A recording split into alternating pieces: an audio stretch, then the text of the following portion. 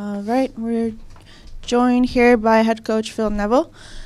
Phil, thanks for joining us. If you can just start us off with your thoughts on today's win.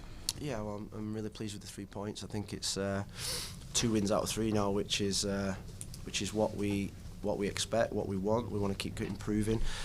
I think we've seen improvements now over the last 2 or 3 weeks. I think tonight was probably our best defensive performance in terms of our shape and our organisation. I think we've worked really hard on that this week. There's been some non-negotiables. There's been some really hard conversations about accountability. This group cares.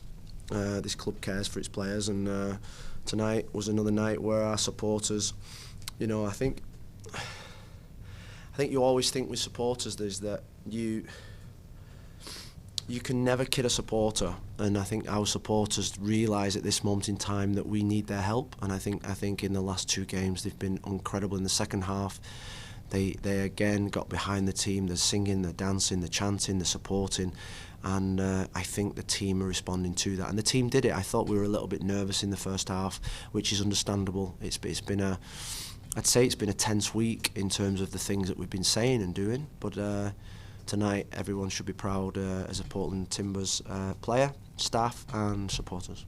Thank you. We'll open it up to questions. Hey, Coach. Congratulations on the win tonight.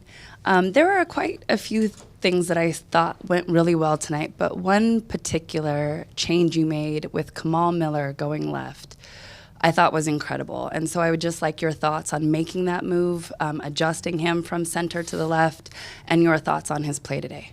Yeah, well, I think there's a couple of things really. Is that Kamal obviously is a centre back. He obviously I brought him in a way. He's my boy, really, in a way. But there was no way I could leave out Miguel Arajo or Dario Zuparic, who I think have been playing really well, and they give us some maturity in that back line. So Claudio's not 100% yet. So I think that had a lot to do with it. And so the decision, we could have put Eric Miller there, but I wanted balance. I wanted a left footer in the back 4, and I just thought his experience in front of Jonathan was vital. And I think there was a bit in the second half, I think about 70 minutes, where he was feeling it physically because it's a different type of position, but the VAR decision that led to the goal meant that he got, I think it was 8 minutes rest. so he then continued. Then we brought Claudio on and showed up the game. Phil, Mora and Evander are going to get the headlines for their goals tonight, but like you mentioned, it was a really solid defensive performance, and I thought in large part that was due to the work that Ayala and Diego Chara did in the midfield. Just your thoughts on their performances tonight. Yeah, I thought David had his best game. He's a talented boy. He came in against Kansas away and played really well, and then he had a difficult moment at home against LAFC, and it dented his confidence. And I think I got him in before the game tonight, and it's always a fine line with younger players, and I always call it tough love. And tonight was before the game. I told him I didn't want any. I'm sorry for the language. I didn't want any bullshit tonight. I wanted him to go for it and go, show his character, show his confidence, show his belief. He's got a coach that believes in him so much, and I thought tonight I saw a player that played with freedom.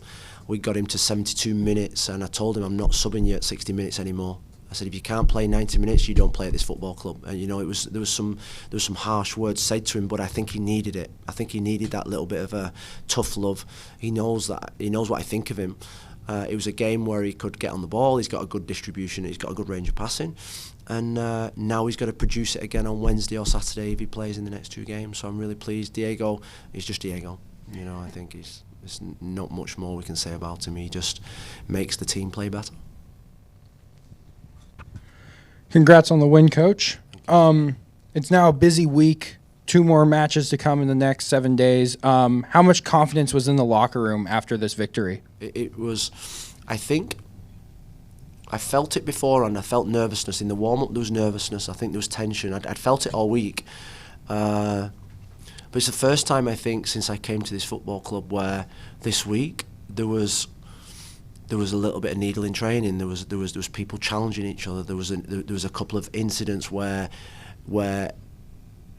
I actually really enjoyed. Players having a go at each other, players challenging each other, players making people accountable, and sometimes they didn't like that. But do you know what? I liked it because all of a sudden it showed me that they cared and they wanted to do it. The players took hold of their own, they owned this week. And like I say, I think, sorry, what was your question? I forgot your question. Just how much confidence is in The confidence, yeah, and I think in the dressing room after the game, it was the first time, probably since the first game, where I felt nerves before the game, and at the end of the game, I didn't feel relief. I felt a determination, which is there's a difference. There's a difference between, oh, we've survived. No, it wasn't the survive. It was almost like let's cut the crap now and let's just play. And like I say, 2 wins out of 3. We're building some momentum, and it's a 9-point week, and it's a week where you can move. It's a week where you can gain momentum, and every game in this league is difficult. And now we've got to go on the road to one of the top teams and get a result there. All right, we'll wrap it there. Thank you, Phil. Thank you. I'm full of a cold. Sorry about that.